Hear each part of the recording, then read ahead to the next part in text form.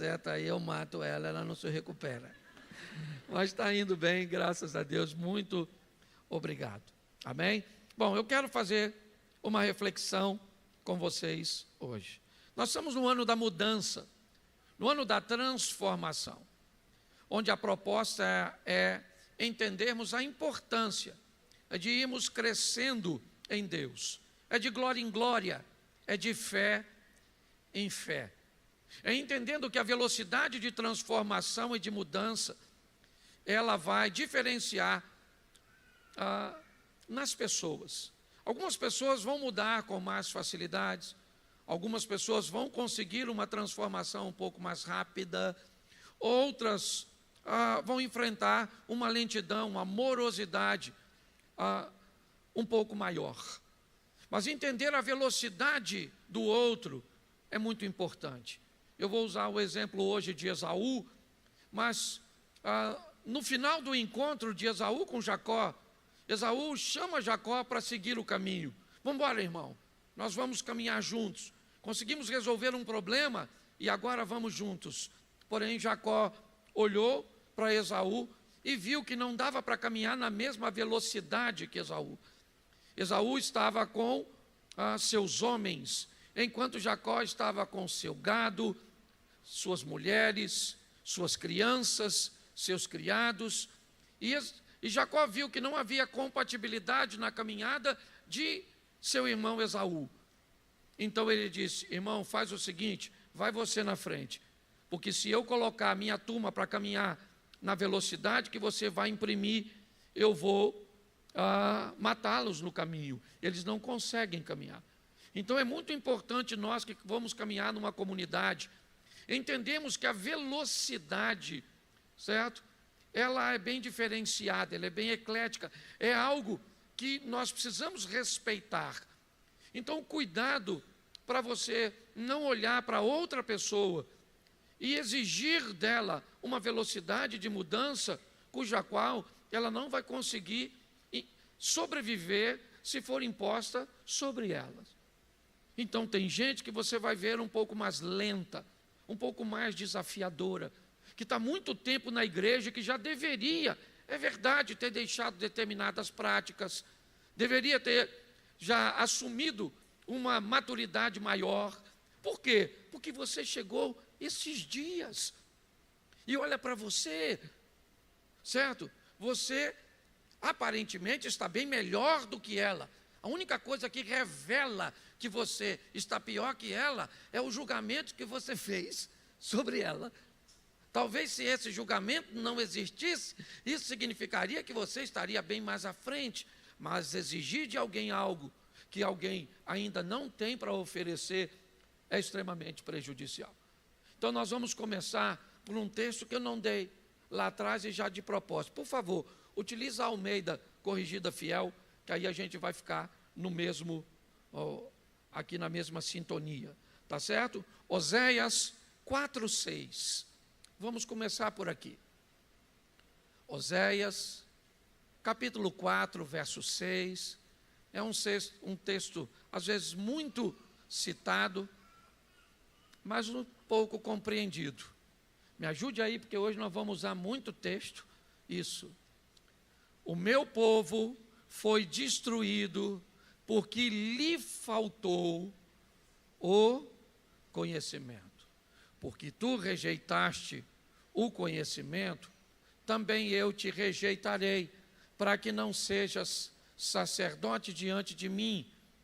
E visto que te esqueceste da lei do teu Deus, também eu me esquecerei de teus filhos.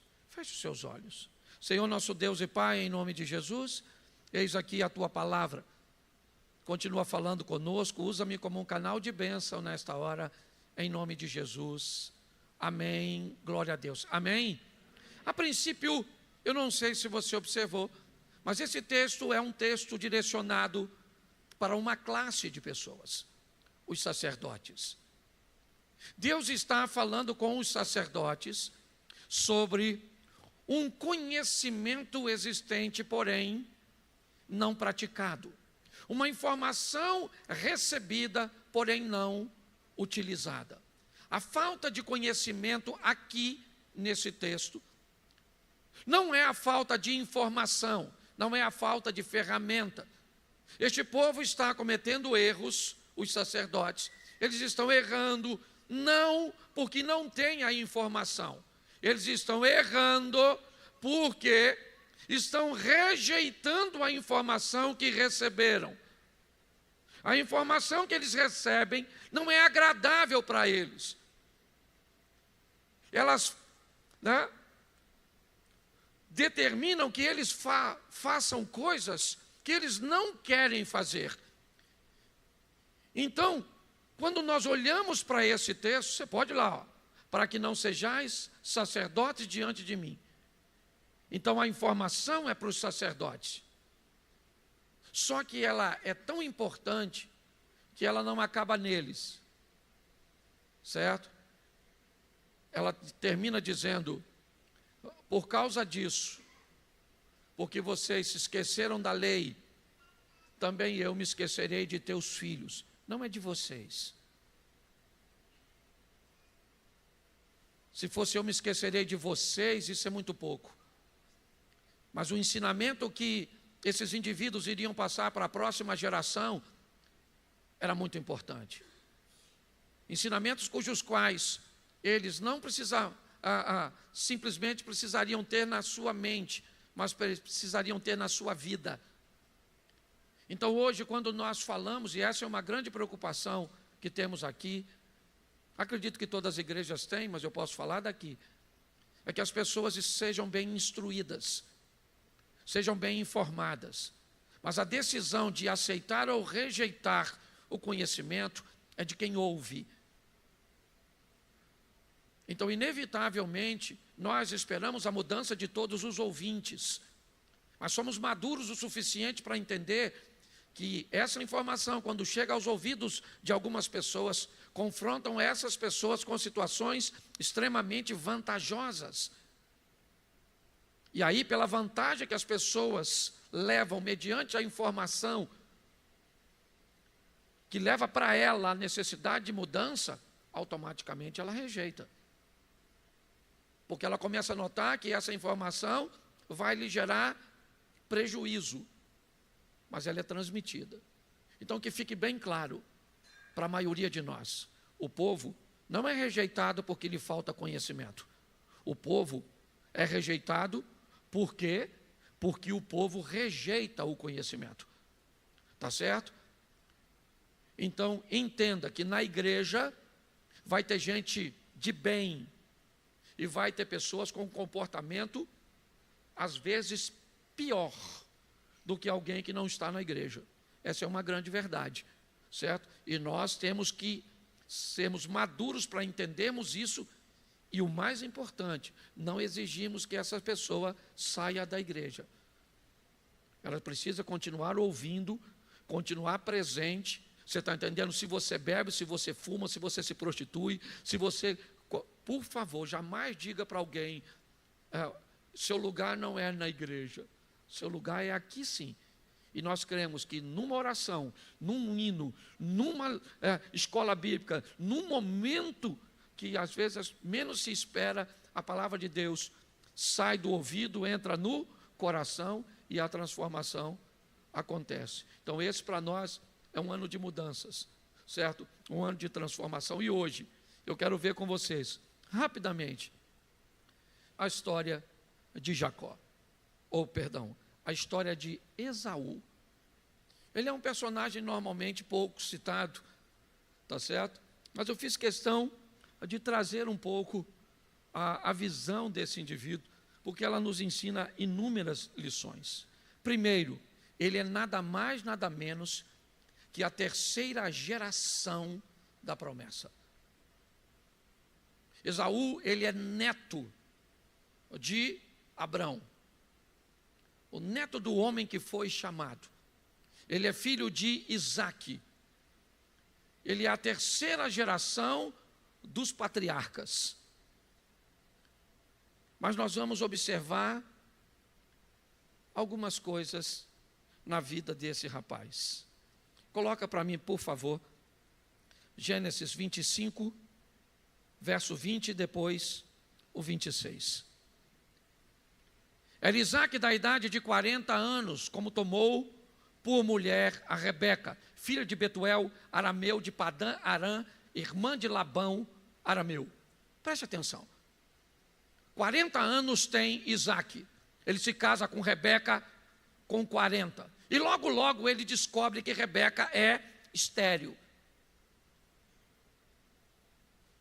Sara, sua mãe, certo? Também foi estéril. Se nós olharmos para a esposa de Jacó, Raquel, ela também foi estéril. Quando nós olhamos para a esposa de Isaque, ela também é estéril. Rebeca traz consigo essa deficiência. Isaque, ao contrário de seu pai e ao contrário de seu filho, vai ser o único patriarca, marido de uma só mulher. Talvez por isso seja um dos maiores, certo? Mas quando observamos isso de perto, vamos olhar que ele vai ser pai, é verdade, pai de gêmeos. O problema é que ele é pai com 60 anos. Se ele se casa com 40 e é pai com 60, o cara ficou 20 anos orando e tentando fazer um filho. 20 anos. E é fácil entender isso, é porque ele não tinha fé, certo? Porque se ele tivesse fé, ele teria sido pai mais rápido. É porque tinha algum pecado em Isaque, e o pecado afastou Isaque de ser pai mais cedo. Não. Qual é o motivo pelo qual ele foi pai aos 60 anos? Nem ele, nem eu, nem você jamais vamos saber, porque nem sempre as coisas acontecem do jeito que nós gostaríamos que fosse. E pior, se nós conversarmos com pessoas erradas, ainda seremos acusados de não vivermos porque temos algum erro ou alguma coisa que fazemos, e nem sempre é assim. 20 anos é verdade. E uma bênção que leva 20 anos para chegar, provavelmente deve ser uma grande bênção. E esses 2 rapazes vão construir histórias diferentes, é verdade, mas de muita honra e de muita glória. Bota o verso 26, por favor. Depois saiu seu irmão, agarrado a sua mão ao calcanhar de Esaú, por isso se chamou seu nome Jacó. Era Isaque da idade de 60 anos, quando o gerou. Olha só. Esaú é o filho primogênito. Ele é gêmeos com Jacó. Ele é o primeiro a nascer, e você viu que assim que puxa um, o outro já veio acoplado. O Jacó já deu uma agarradinha no calcanhar, certo? E antes de ver a cabeça do segundo coroar, a mão já apareceu. Certo? O menino já disse: eu estou indo no vácuo do primeiro. Mas o primogênito era quem? Esaú. Ele receberia, ou pelo menos deveria receber, a bênção da primogenitura. Mas nós vamos ver que as coisas não foram bem assim. Mas eu vou mostrar isso um pouquinho mais à frente. 25, verso 27. E cresceram os meninos. Esaú foi o homem perito na caça, um homem do campo. Jacó era um homem simples, habitando em tendas. Preste atenção nessa informação, porque ela é preciosíssima. O texto vai falar de alguém que é habilidoso. Ele nasceu primeiro, é verdade. Ele era um homem que, segundo a Bíblia, ele era perito, ele era muito bom naquilo que ele fazia, altamente capacitado para caçar. Era um homem forte, apesar de ser gêmeos, certo? Eles não eram idênticos. Jacó não tinha a mesma pelagem de Esaú, se fossem idênticos, certo? Na hora de se apresentar a Isaac, não precisaria colocar, era só mudar um pouquinho a voz. Mas o texto faz questão de dizer que esse cara era bom naquilo que fazia, e faz questão de dizer que o outro era uma pessoa simples. E por que isso? Dá uma olhada nesse texto. Volta um pouquinho ao verso 23. 23, por favor. O Senhor disse: 2 nações há no seu ventre. Uma conversa entre Rebeca e Deus. 2 povos se dividirão das tuas entranhas. Um povo será mais forte que o outro, e o maior servirá ao menor. Aprenda uma coisa: perícia, habilidade, conhecimento, formação nunca vai ser superior a chamado. Não se atrapalhe com isso. Você pode caminhar com alguém que tem menos sabedoria que você, seja menos capacitado, você pode, e você é muito mais habilidoso, tem muito mais conhecimento, muito mais formação, você é bom demais, você é perito em diversas coisas, mas o chamado sempre será maior que a habilidade. Isso vai gerar problema. É lógico que isso vai dar problema, porque não há maturidade no reconhecimento disso. E Esaú vai sofrer bastante com isso. Porque ele é o primogênito, ele é mais forte, ele é mais habilidoso. Jacó é um cara de casa, pacífico, um cozinheirozinho, vamos dizer assim. Mas ele tem chamado. Entendeu? Chamado supera. Se puder andar juntos, chamado e habilidade, o indivíduo vai se tornar uma explosão extraordinária.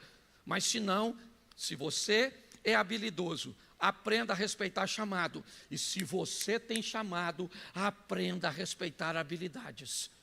Posso ouvir um amém? Amém. Entendeu? Às vezes você pode vir na igreja, ouvir um cara, o cara fala, nós vai, nós foi, problema.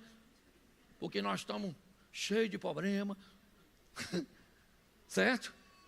E o cara fala a mesma frase que você.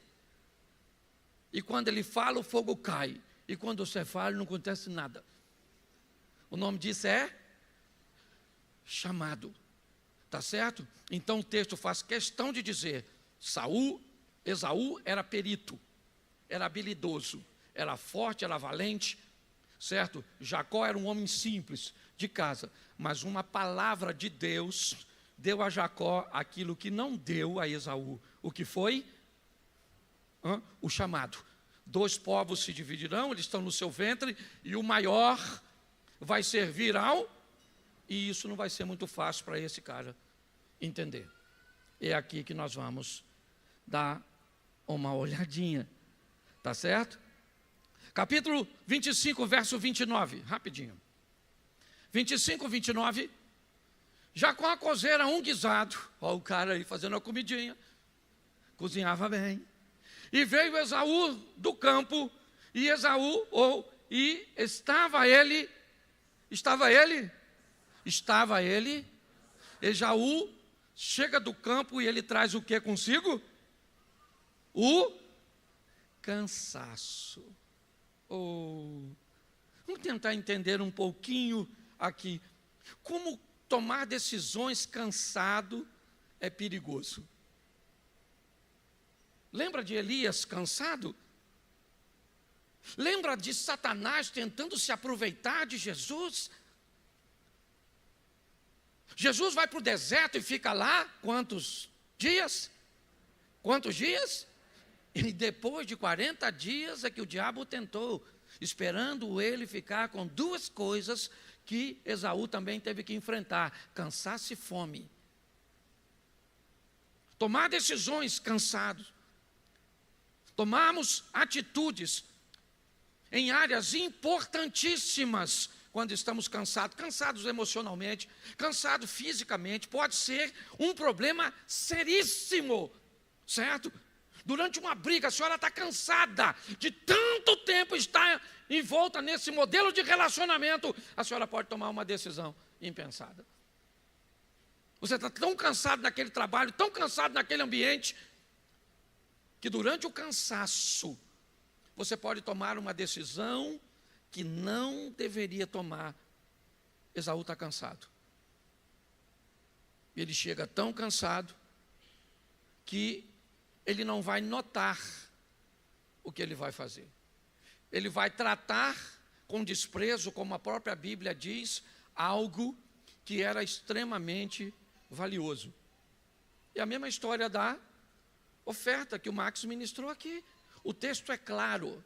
Um determinado tempo, Caim veio trazer a oferta.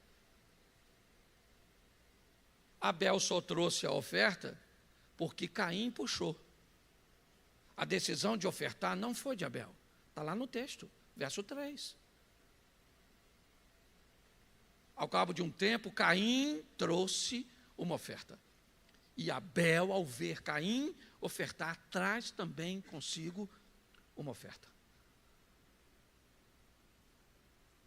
Olhar para esses ambientes é buscar entender o que pode também nos levar a cometer o mesmo erro.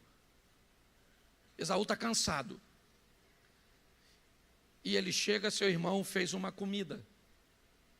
E o cansaço. E o próximo texto, verso 32. Disse Esaú: estou a ponto de morrer. Para que me servirá a primogenitura? O cansaço e a fome fez com que Esaú desprezasse algo tão importante, não para o momento, mas a longo prazo. Ele começa a trocar coisas valiosíssimas. Quando eu era garoto, isso não tem muito tempo, eu assisti o programa do Silvio Santos. Minha tia era, certo? Amava o Silvio Santos. E eu assistia. E dentre os programas, tinha um quadro do Silvio Santos que eu gostava muito, porque eu conseguia interagir. Era um quadro onde botava um indivíduo numa cabine, e aí, num determinado momento, o indivíduo ficava com os ouvidos e ele não via nada. Acendia uma luz. E quando acendia aquela luz, ele só devia dizer sim ou não. E eu era moleque, certo? E eu estava lá, eu falei, eu vou ajudar. Certo? O cara não está vendo, mas eu estou. Então, quem sabe eu consigo ajudar. E aí, naquela época, o Fusca era um carro sensacional. E aí o Silvio Santos dizia, você quer, certo? Exemplo, você tem essa chave velha aqui. Você quer trocar essa chave velha por um Fusca zerinho? A luz acendia, eu já ficava doido. Sim, sim, sim, sim, sim. E o cara gritava, sim. Eu falava, isso aí, maluco. Putz, querido. O Silvio Santos pegava um livro velho e falava para o infeliz, você quer trocar esse Fusca por esse livro velho? E aí eu ficava louco na sala, porque eu sabia que ia dar ruim. E eu ficava gritando, não, não, não, não, não. E o cara gritava, sim. Aí, acabava, tirava ele de lá, você trocou aquele Fusca por esse livro velho. Eu falava, burro, jumento, eu te avisei, eu te falei. Não, não, não. Você tá rindo dele? Não! Esses somos nós. Esaú cansado, trocando primogenitura para o prato de lentilha. Trocando coisas extraordinárias para o futuro, por coisas sem sentido, valores totalmente opostos. O diabo faz isso todos os dias, comigo e com você. Cansa você de procurar sua mulher, e de sua mulher te dar um toque e dizer, não quero você, não quero você, não quero você, eu estou cansado, eu estou com dor de cabeça. E você cansado, às vezes recebe um prato de lentilha. Você está entendendo? Criar um ambiente onde o cansaço se sobressaia e durante a fome, certo? Fazer com que você tome decisões em áreas importantes, significativas. É isso que esse cara faz. E o pior de tudo, ele acredita que vai dar para consertar. Porque tem gente que acha que dá para consertar. Brinca com coisas que fica difícil de consertar. Eu vou falar para vocês aqui uma coisa que é só você observar. Hoje, aqui e agora, você está vivendo de duas formas, ou uma ou outra.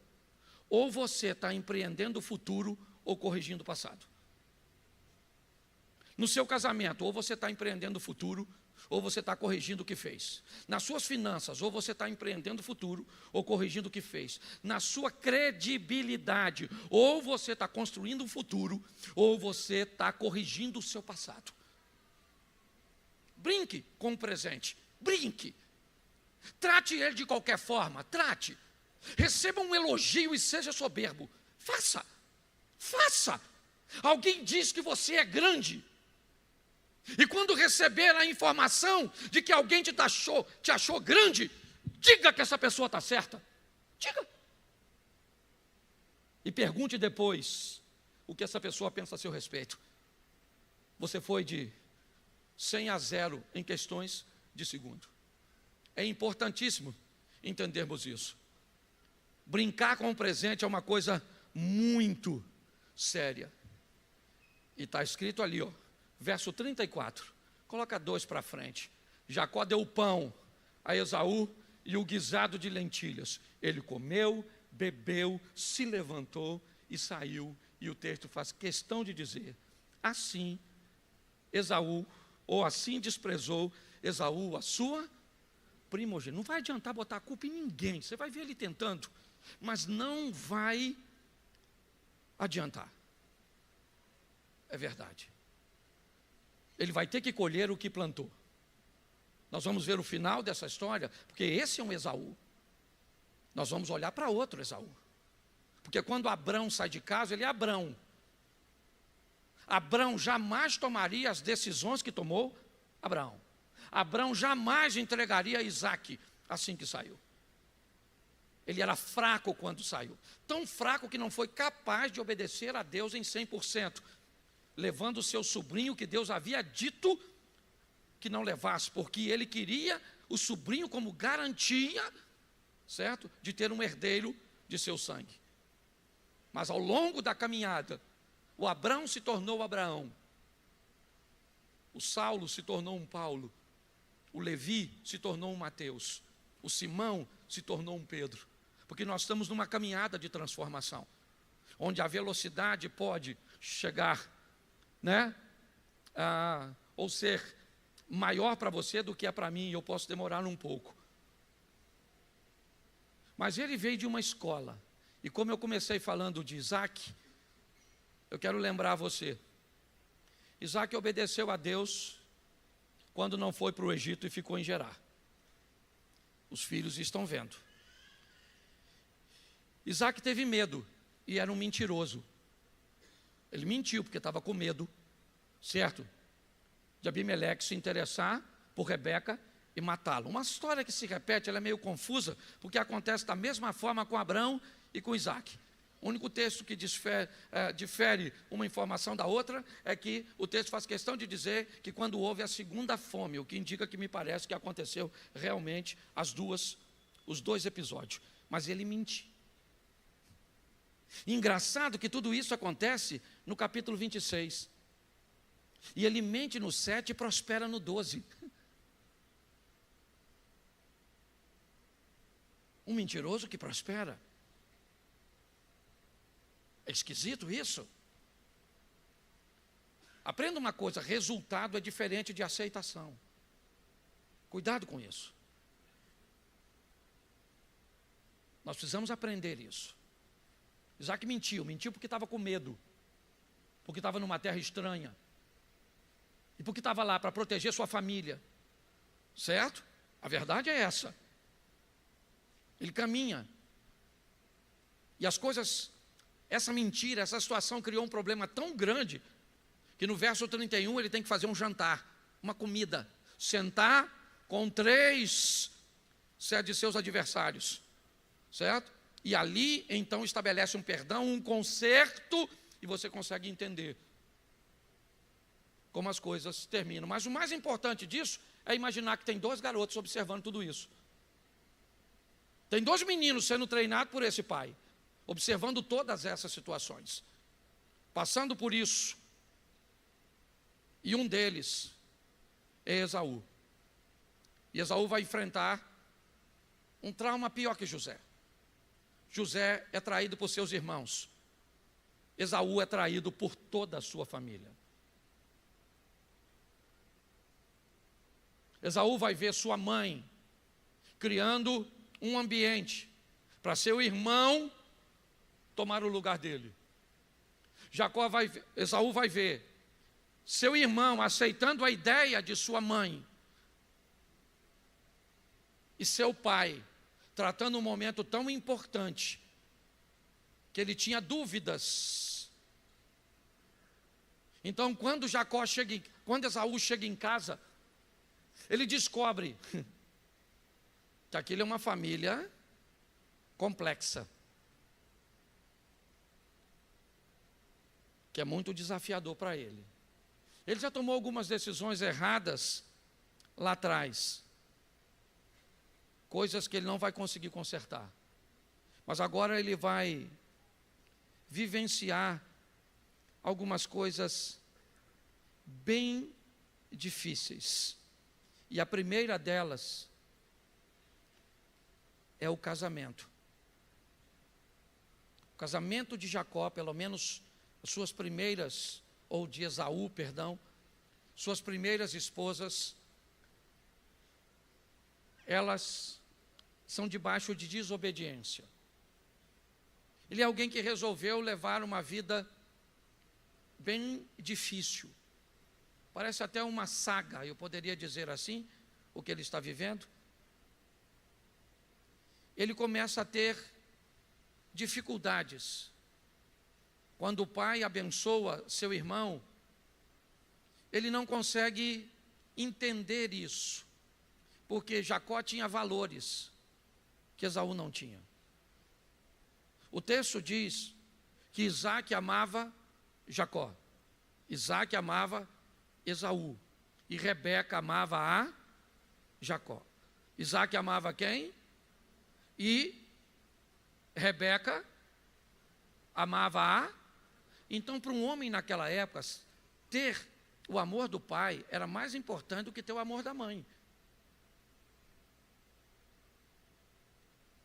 Só que Jacó podia não ter a admiração e o amor do pai, mas ele tinha da mãe.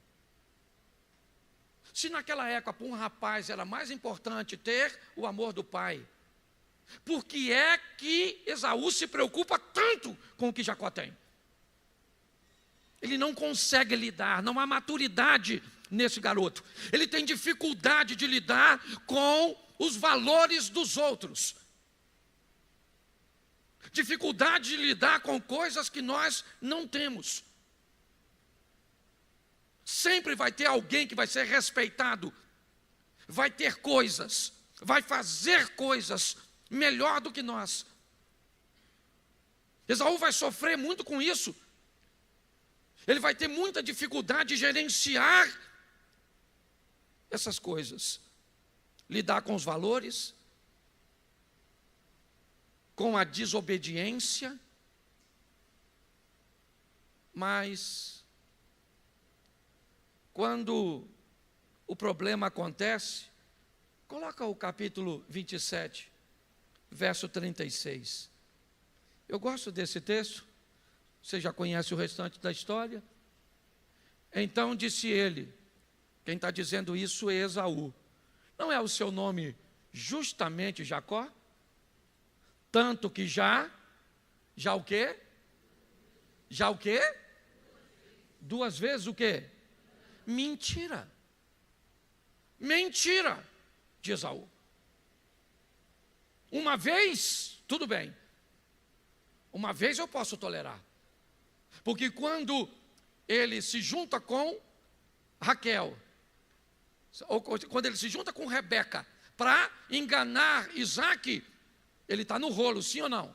Agora me diz, o dia que Esaú chegou cansado, com fome, que Jacó disse, me vende a sua primogenitura, o que ele disse? Vendo. Ele foi enganado, sim ou não? Ele vendeu por quê? Ele vendeu por quê?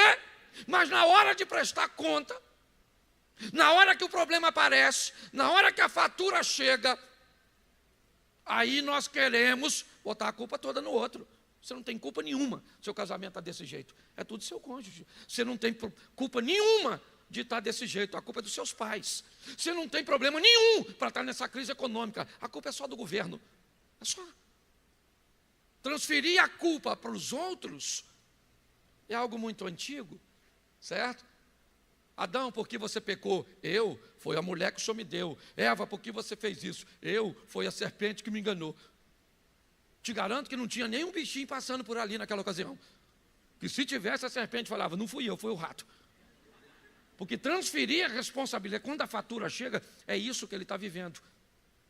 Certo? O texto diz, 2 vezes, nossa, aquilo lá está esquisito. 2 vezes, o quê? Vamos aqui que fica mais fácil. Então disse, não é o seu nome justamente Jacó, tanto que já 2 vezes ele me enganou. A minha primogenitura me tomou, não tomou. Você vendeu, cara. Tudo bem que Jacó, certo, também tem sua parcela, e grande. Porque vamos imaginar que eu comprei a primogenitura do Max, nós somos irmãos. Então está certo. Chegou a hora de acontecer certo? Minha mãe chega e me avisa, olha, seu pai vai abençoar. Então acontece tudo isso. Eu ia falar para minha mãe, se eu fosse Jacó, ô mãe, não vou não vou nessa não, precisa preparar nada não, deixa comigo que eu resolvo. Ô Zaú, vamos lá falar com o papai. Pai, estou aqui, ô Zaú, falar uma parada para o senhor. Zaú, se eu estou mentindo, fala. Aquele dia você chegou cansado, você chegou com fome. E eu falei para você, não vou dar minha comida, que a comida é minha. Coisa de irmão, mas eu não quis dar. E você falou assim, eu vendo a minha primogenitura pela comida. Então você me vendeu. Ele podia fazer isso, sim ou não? Sim ou não? Mas fez, porque ele também tinha sua parcela de... Mas isso não tira a culpa daquilo que Esaú fez. Pare de tentar colocar o resultado das suas escolhas nas costas do outro. Não vai rolar. Mas como eu disse, o que está acontecendo aqui é bem interessante. Volta para mim aqui, filho. Coloca o 36. 36 ainda. Eis que agora me tomou a minha bênção. E ele perguntou, não reservaste por mim, ou não reservaste, pois, para mim, nenhuma bênção? Não sobrou nada para mim? Verso 38.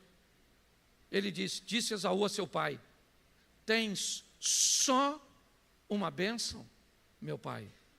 Abençoa-me também a mim, meu pai. Levantou Esaú a sua voz e chorou. Quando eu li esse texto, eu imaginei a tristeza que esse cara devia estar. Precisava estar vivendo isso, sim ou não? E por que está vivendo? Satanás. Satanás, gente, o inimigo está furioso. Porque o inimigo se levantou. Não. Cansaço, fome, certo? Tomar decisões em ambientes errados, pautado em desobediência, fazer coisas escuras, às escuras, fizeram com que ele fosse para esse caminho. E sabe o que o neto de Abrão está pedindo? Uma migalha. Sobrou. alguma coisa para mim, sobrou, gente. Está assim de gente, filho de Deus, vivendo das sobras. Está assim de gente que tem que pegar o que está sobrando, o que está caindo da mesa, sabe? Porque suas decisões, sua postura, certo? Não condiz com quem és. Então, sempre, isso acaba se repetindo. O senhor não tem nenhuma bênção para mim? Veja aí, se sobrou alguma coisa para mim.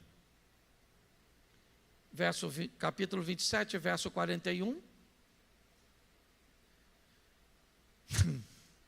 Esaú odiou a Jacó.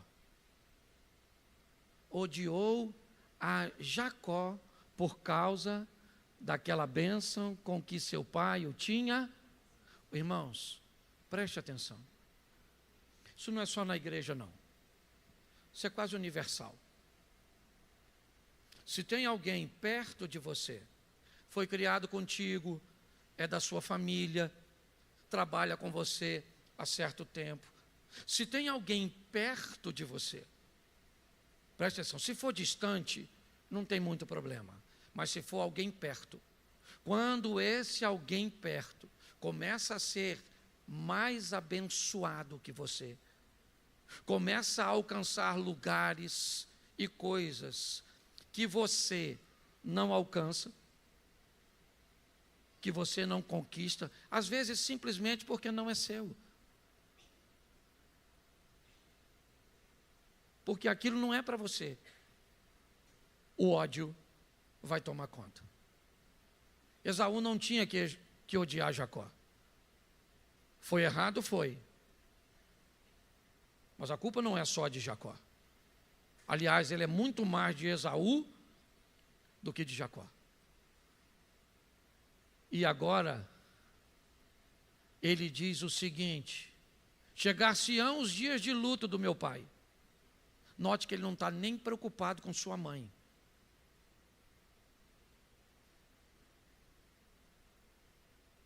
Chegar-se-ão, ele disse para os outros: não vou matar Jacó agora por causa de papai, porque por mamãe eu matava ele. É mais ou menos isso. Olha o que esse cara carrega. Terceira geração dos patriarcas. Neto de Abraão, filho de Isaque. Preste atenção. Um homem de Deus. Isso é um homem de Deus. Um homem de Deus que vai aprender que a vida te prepara situações que você pode tomar decisões. Porque Esaú está vivendo isso por situações da vida, é verdade. Mas também por problemas que ele mesmo procurou com suas decisões.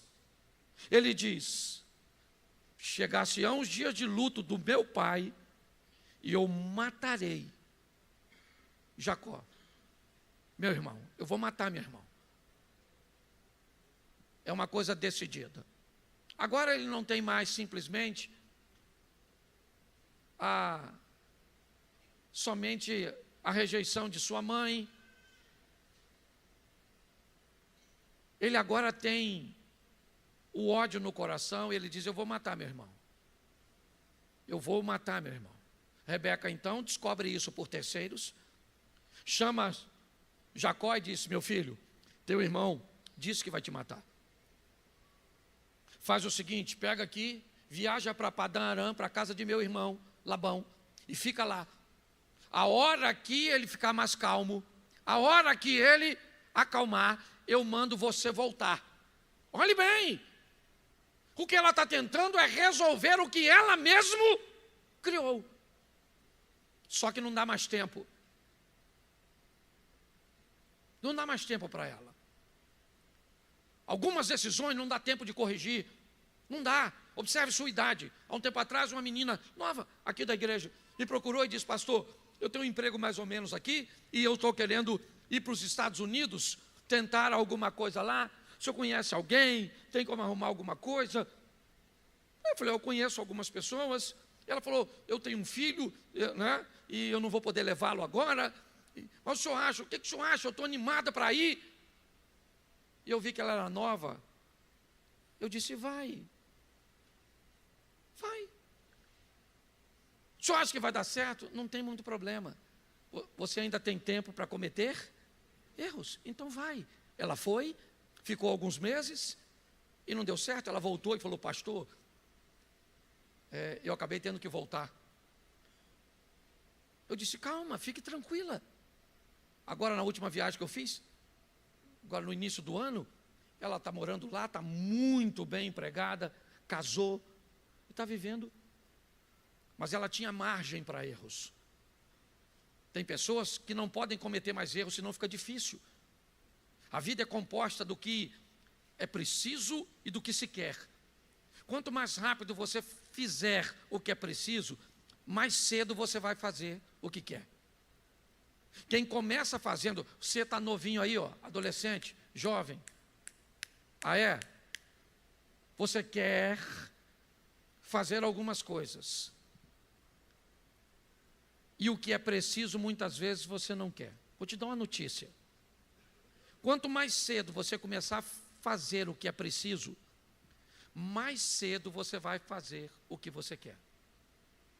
Quanto mais tarde você fizer o que é preciso, mais tarde você vai poder fazer o que quer.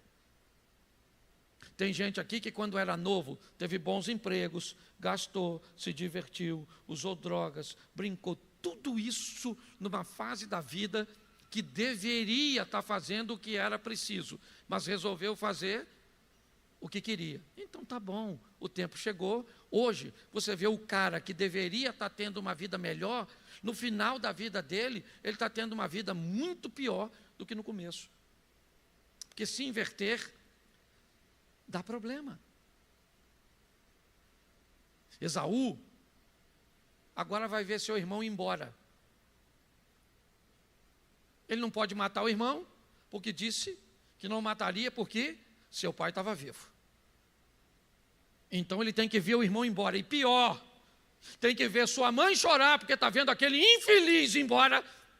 Seu pai triste porque está vendo aquele indivíduo ir embora. Ou seja, ele ainda tem que lidar com a dor da partida de um cara que não vale nada para ele. E boa parte do que Jacó vale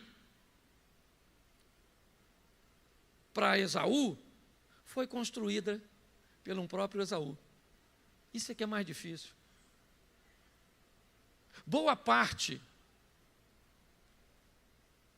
da... Como é que eu vou falar?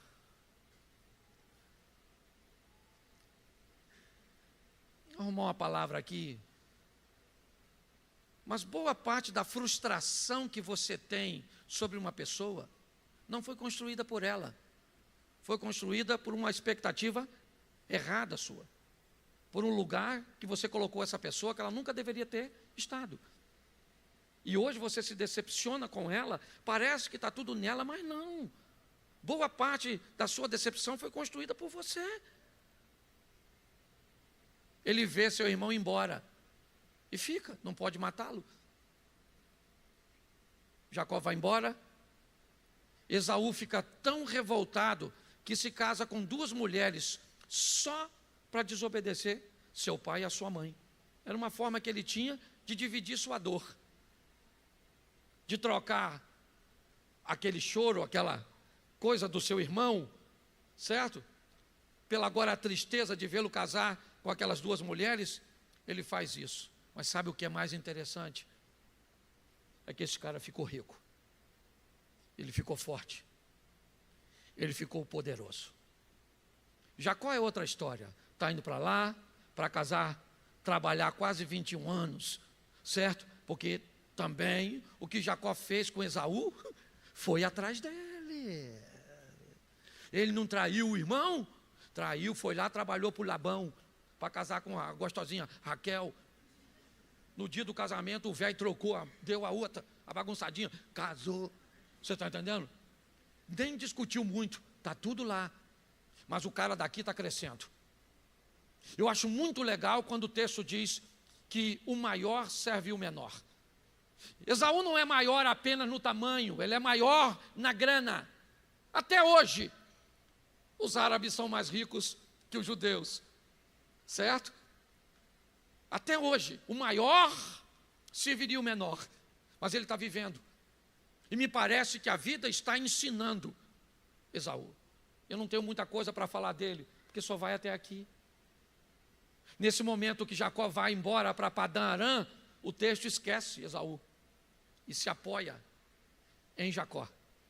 Certo? Jacó vai dar a sequência, as 12 tribos e todas essas coisas, mas o cara está lá, ó, devagarzinho, Abner.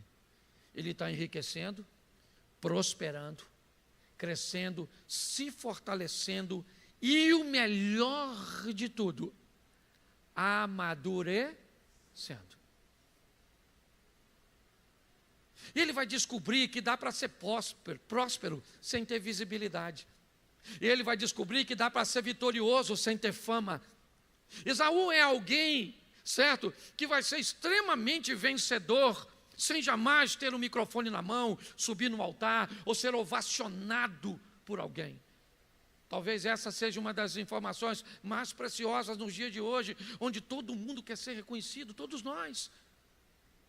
Se postarmos alguma coisa, queremos saber quantos likes, né? Ou se os comentários são positivos ou negativos. Não, a partir desse texto. Jacó vai para Padã Arã, encontra com Raquel no poço, encontra com Labão, resolve trabalhar, se casa, certo? Recebe as concubinas, tem os filhos de Bila, tem os filhos de Zilpa, certo? E tem toda aquela estrutura. E cadê o Esaú? O Esaú está lá. Fazendo o quê? Não sei. Para te falar a verdade, eu não sei direito o que ele está fazendo. Eu só sei que no capítulo 33, no verso 8, coloca lá. Isso. Não, pastor, por que você pulou isso? Porque toda essa história não tem nada a ver com Esaú. É só Jacó. Esse cara está lá no anonimato. Mas, aliás, bota o texto anterior, por favor. Bota o 7, porque é bem legal ele. Chegou também Lia com seus filhos, inclinaram-se, e depois chegou José, Raquel, inclinaram-se. Presta atenção, não muda não, presta atenção. Esaú está parado, com seus homens, 300, 400 homens, não lembro, armados, estruturados, poderosos, e chega Jacó. Com um grupo pequeno vindo de Padã Arã, é verdade, a estrutura de proteção é bem menor, pelo menos humana, ele tem a proteção de Deus, é verdade, mas ele começa a mostrar tudo que tem. Aí, ó, tá vendo? Isso aí, meus servos, meus presentes, tudo para Esaú, porque Esaú disse que o mataria. Tudo bem que Isaac ainda não morreu. Tá certo? Mas ele coloca tudo. Sua linha de prioridade, por último, ele apresenta José e Raquel, que inclinam-se diante de Esaú. E preste atenção na frase dita por Esaú. 8. Disse Esaú: que te serve todo este bando que eu tenho, né? Que tenho encontrado. Em outras palavras, Jacó, para que te serve isso se eu vou te matar? O que você está me mostrando? Está querendo me impressionar, mostrando tudo que você tem? Tanto é que a próxima frase dita por Jacó, por Esaú, quando Jacó diz que vai lhe dar presente, ele diz: eu não quero nada teu, cara. Eu conquistei eu mesmo. Eu venci, apesar da vida ter tentado me sabotar. Eu venci porque eu mudei. Eu já fiz muita besteira na minha vida.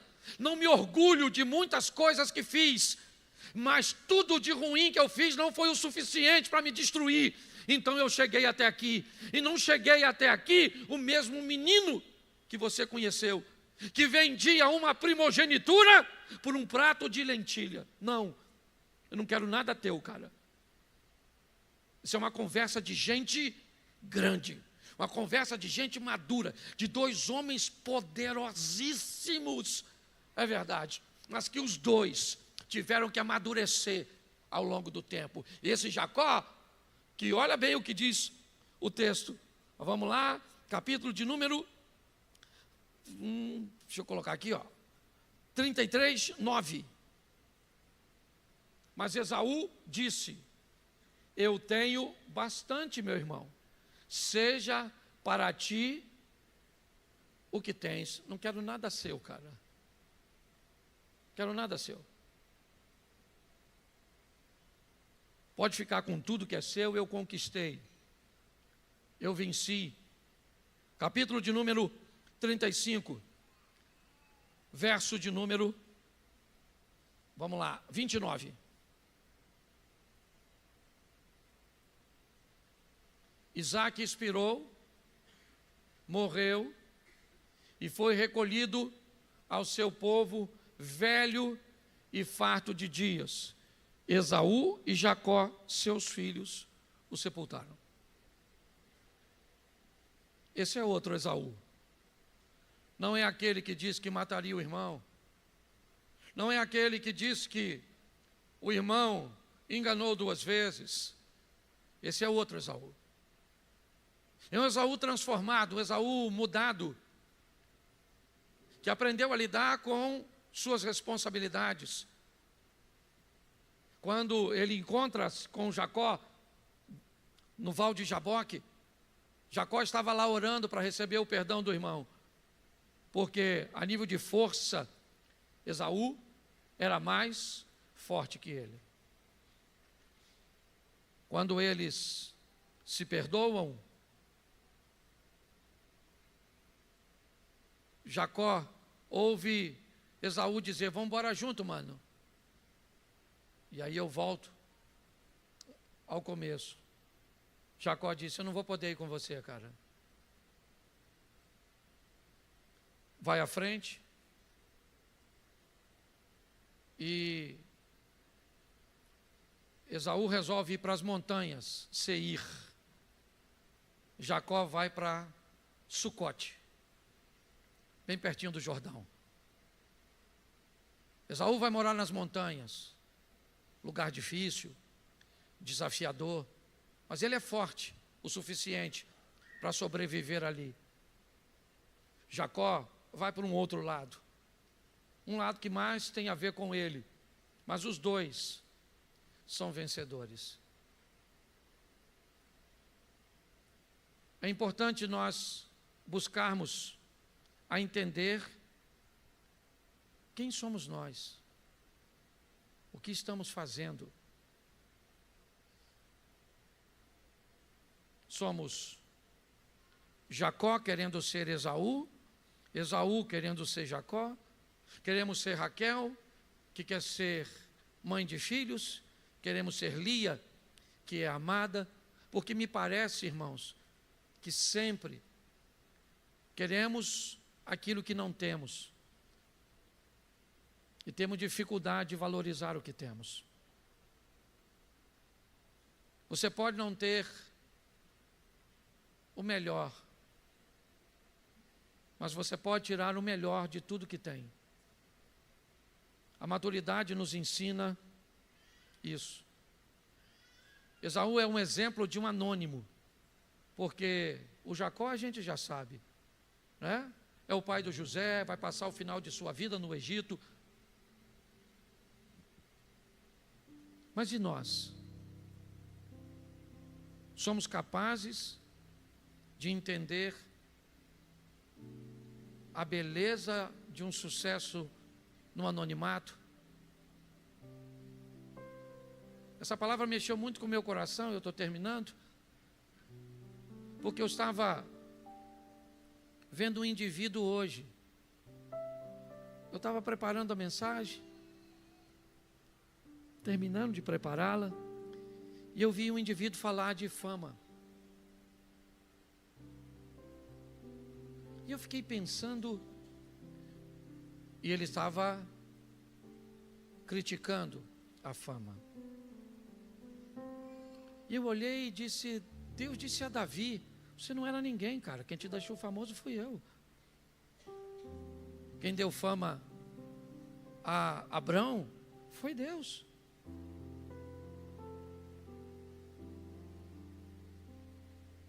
O rei, me fugiu o nome,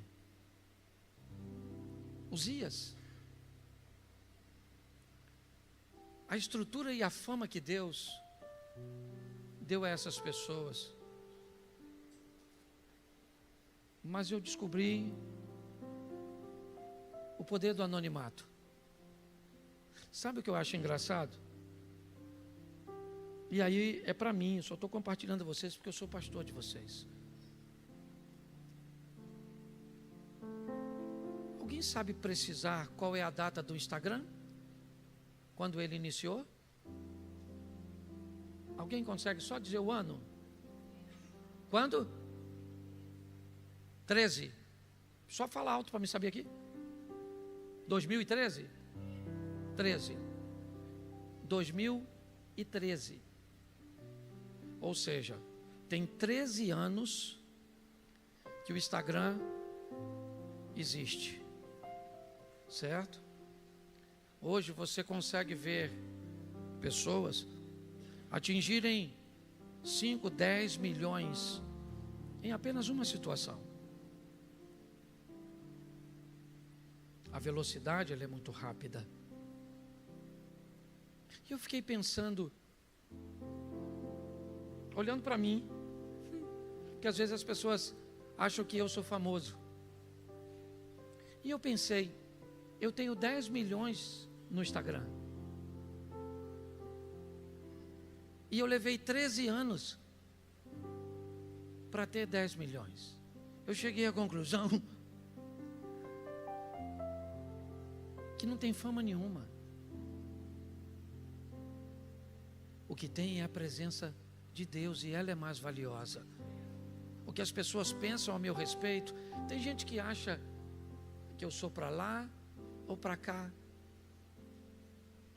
Sou mais do que eu sou menos do que eu sou, mas o importante é que eu saiba quem eu sou. A proposta hoje é deixar uma mensagem para o povo que caminha comigo. Se Deus quiser nos projetar, que nos projete. Se Deus quiser nos levar, que nos leve.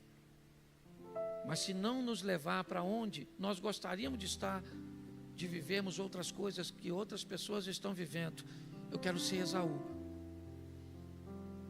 Eu quero ser alguém que no final termine melhor do que no começo. Alguém que seja capaz de abraçar o seu traidor, de o beijar, de estar juntos num ambiente cujo qual que ele diria, assim que acontecer, eu mato você. Alguém que foi maduro o suficiente para entender que os dois não davam para caminhar juntos. Um vai morar em Seir, outro vai morar em Sucote. Porque às vezes tem situações cujos quais a distância da individualidade é um dos ambientes mais seguros. Termino dizendo, a maioria da igreja, acredito eu, vai morar no céu, mas sem aprender a habilidade de viver na terra. Cuidado com o cansaço, cuidado com a fome, cuidado com os ambientes cujos quais Satanás pode se aproveitar. Feche seus olhos, eu quero orar.